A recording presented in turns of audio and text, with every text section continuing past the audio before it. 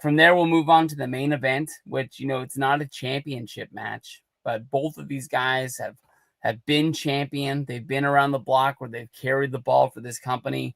Brock seems to be somebody that is here and there along the way. Cena, though, carried that ball for a long time. He went off to be a major success, TVs, movies, commercials. If he's done with wrestling, if he says that he really can't do this anymore, I tip my hat to the guy. I think we owe the guy as much as much as he wants. Hall of Fame, WrestleMania 42, come on back, Hall of Fame class of 2026. I think that's going to be awesome. Part of me thinks that Brock and Cena is not going to be settled in 1 month, even though Cena hasn't had a rematch in back-to-back months. Besides he tagged with Logan Paul, and then he had a match against Logan Paul. And then he had a match against Cody at WrestleMania, and then he had a match against Cody again at SummerSlam. That's the WWE title picture. But everything else, the match against Orton was just a one-off, no matter how much people wanted to see it.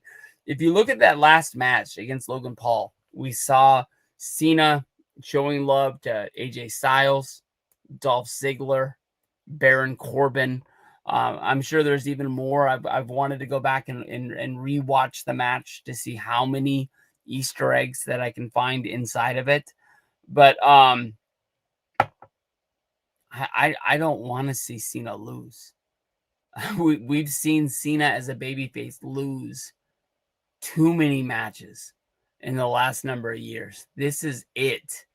This is hopefully the end of this story. Do you want to see Cena versus Brock at Crown Jewel? Do you want to see it at his last match at the Saturday night's main event?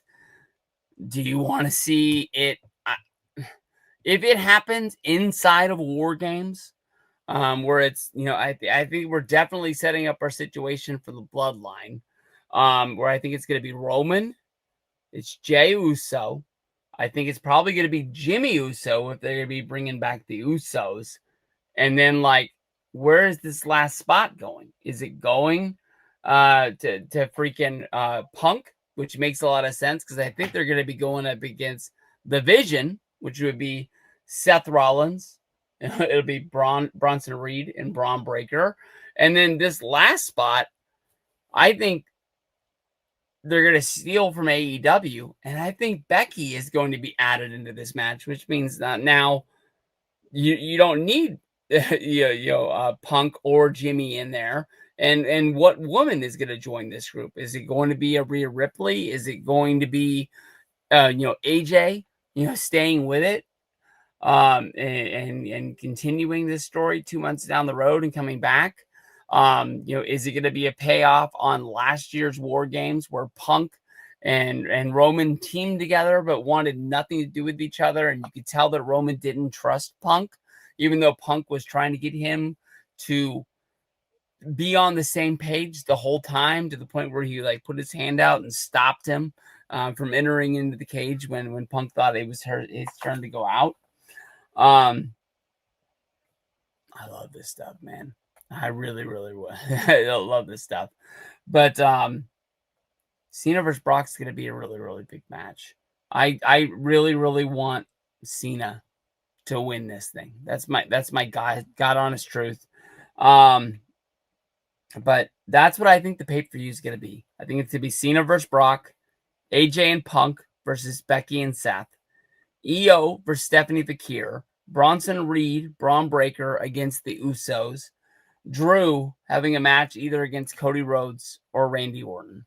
I really don't see them doing a first ESPN PLE kicking off this era without Cody Rhodes. I understand there's movies out there to be made. I don't even care if he has to come back with the guile haircut to do it. I think that, it's got to be Cody, right? I think that's who it is.